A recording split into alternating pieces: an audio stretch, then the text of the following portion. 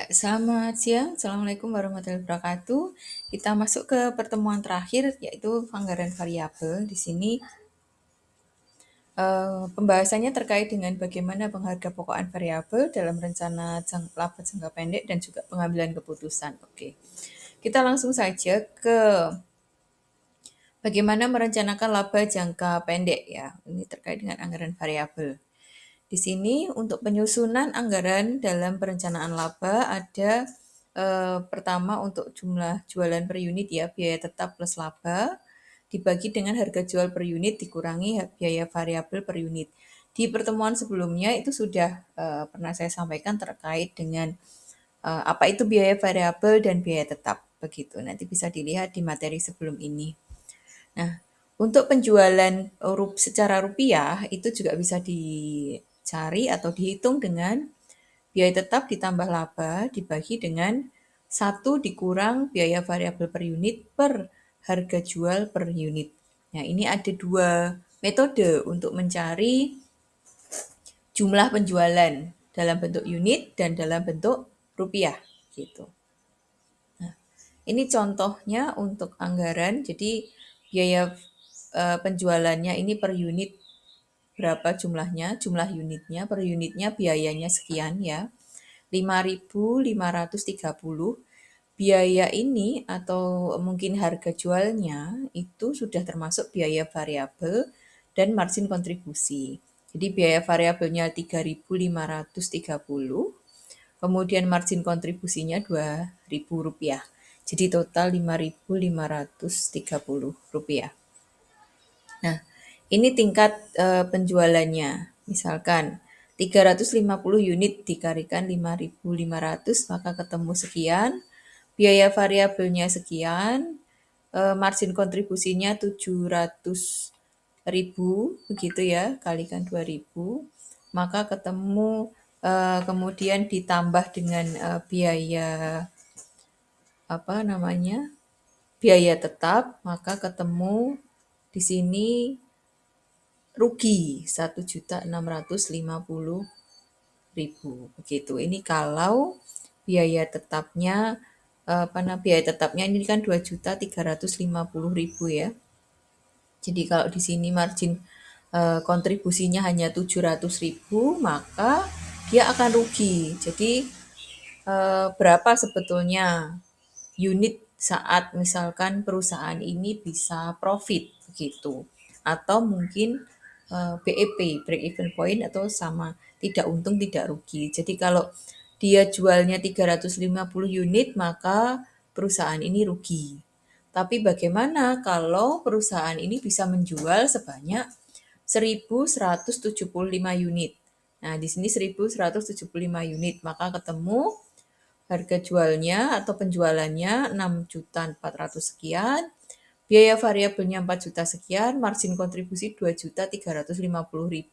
Nah, saat biaya tetapnya 2.350.000, maka dia tidak dapat untung, begitu. Berarti supaya mendapatkan untung, maka jumlah unit yang harus terjual itu perlu ditambah atau ditingkatkan. Di sini contohnya sebesar 2.000 unit, penjualannya sekian, maka dapat untung 1.650.000. Jadi dengan skema ini, biaya variabel sekian, biaya margin kontribusinya sekian 2.000 per unit, dan biaya tetapnya 2.350.000, maka perusahaan ini untung saat jumlah unit yang terjual lebih dari 1.175 unit, gitu ya. Nah, beberapa cara yang dapat dilakukan untuk perencanaan laba ini bisa mengurangi biaya tetap supaya bisa untung ya atau laba, kemudian mengurangi biaya variabel, mengurangi harga jual per unit, atau meningkatkan unit yang terjual. Tadi contoh kalau kita melihat dari jumlah unit yang dijual tadi contohnya ya.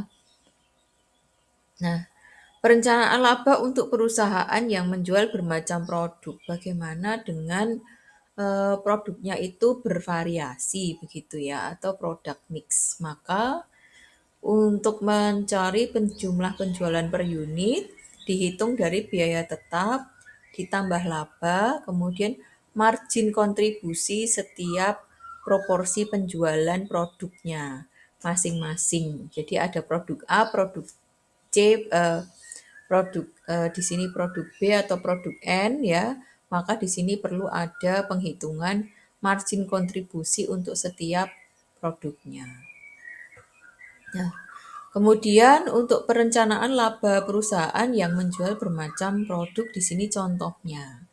Misal 1 bulan tersedia 130 jam kerja langsung, bahan bakunya 292,5 ons, biaya tetapnya 35.000. Jam kerja langsungnya kalau produk A itu harus 1 jam, produk B itu butuh 2 jam. Bahan baku ini kalau A 3 ons, B 4 ons. Harga jualnya yang A 1.000, yang B 2.000. Biaya variabelnya yang A Rp750, B Rp1.000. Kemudian margin kontribusinya dengan demikian, yang A Rp250, B ini Rp1.000 gitu. Nah, di sini maka muncul persamaan 1A ini per jamnya ya, 1A ditambah 2B itu totalnya kan 130 jam. Kemudian persamaan kedua untuk bahan baku. 3A, 3 ons produk A ditambah 4 ons produk B, maka totalnya 292,5.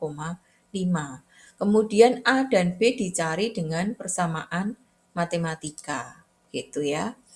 Berdasarkan tabel ini tadi, A dan B, begitu ya, maka disimpulkan produksi A sebanyak 32,5 unit, B sebanyak 48,75 unit. Maka laba maksimal yang bisa diperoleh perusahaan bulan itu adalah 21.875. Di sini ada rasionya yang tadi dibutuhkan rasio produk A dan B dari margin kontribusinya gitu.